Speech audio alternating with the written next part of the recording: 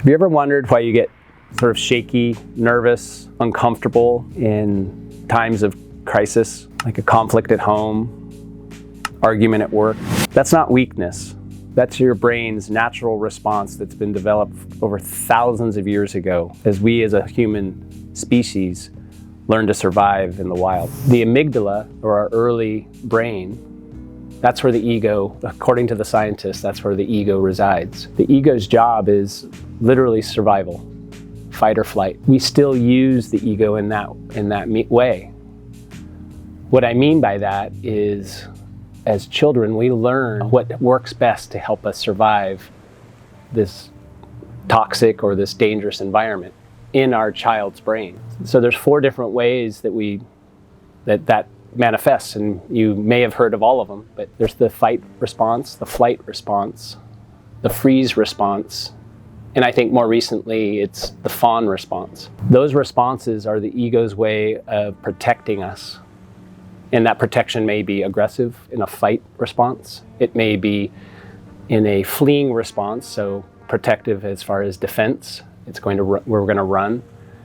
A freeze is in the sense of we go into thinking of a situation where you're not sure what you should do, but the best thing to do is maybe nothing.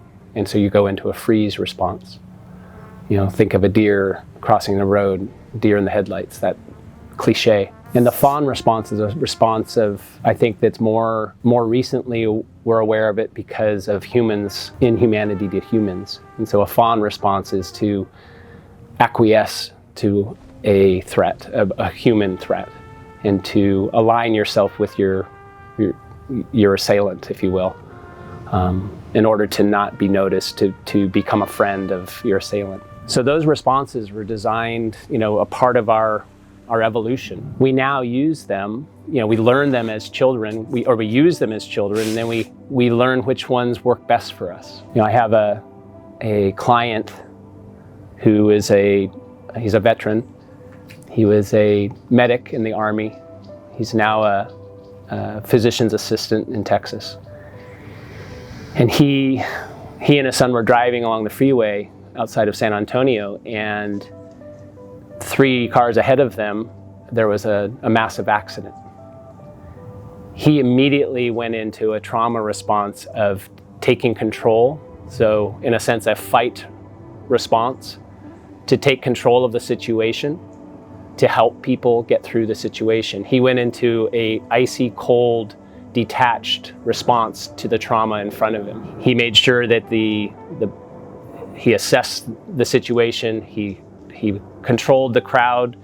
He went to the person who was still stuck in the car, and he was able to calm them and get through the situation before the paramedics got there, and handed it over to the paramedics. And no one came out of that with any other than some injuries, but there was no loss of life. And he told me about how his son looked at him in the car as they were driving away from the incident.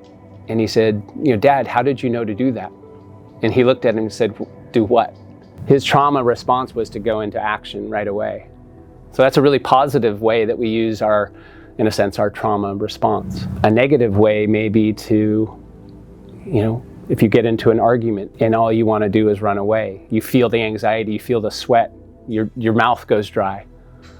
You don't know how to communicate in that moment because the anxiety of that conflict causes you to want to run. So you shut up, you close up. Or you might go into an aggressive attack on someone because that's your way of addressing your need to control the situation. Because the bottom line, it all really comes down to that need, the ego's need to control the environment so that we are safe. And as children, we practice it, whatever our situation is. Say it's an abusive situation, you learn to build a shield with your ego.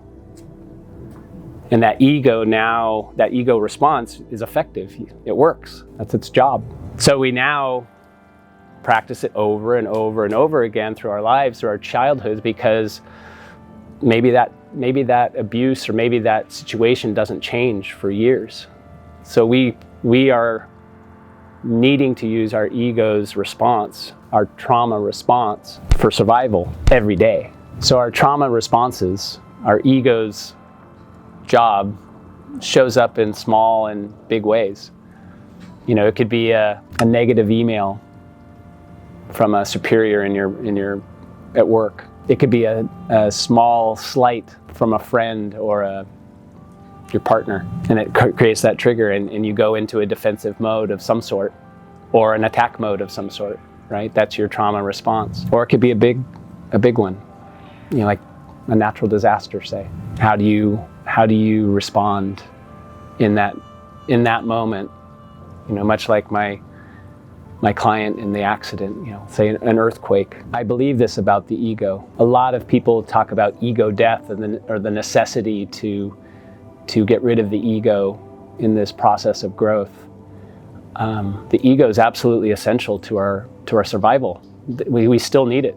We need it to understand when it's okay to walk across a street or not. If there's a threat that we need to assess and react to that threat, that is the ego's job. So the concept of ego death is false, but it's whether or not the ego is driving the ship or not. And that's where the work is understanding how to, in a sense, unplug the default mode to any threat. It's learning how to take a moment to recognize it and see and witness how you are showing up in that moment, in a sense, a threat assessment in the moment, and then responding. Fast forward to now that we're human. Fast forward to now that we are adults in relationships, in a partnership, in a work environment, in a team sport. We still have years of using our ego in this way. It's automatic.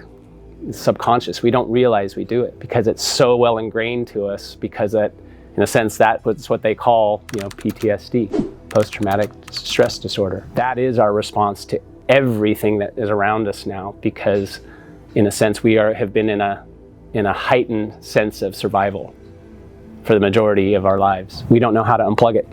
You know, it's our default mode. So the idea is, how do we work through that in order to push that default mode, like reset?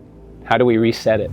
I believe every one of my clients is working with how to let go of that trauma response that they learned as a child. Whether you're a veteran who's come back from any one of the wars in my lifetime, whether you're a single parent trying to handle a family after a difficult divorce, our responses that we're using to survive today are the responses that we utilized as a child in order to survive back then. This process of recognizing our trauma, identifying our trauma, and then moving through our trauma. Anyone, not just my clients, anyone who's dealing with a healing journey ultimately has to go here. I encourage you to embark on that part of your journey. As painful as it might be, as scary as it might be, believe me, it's worth it. It's so worth it.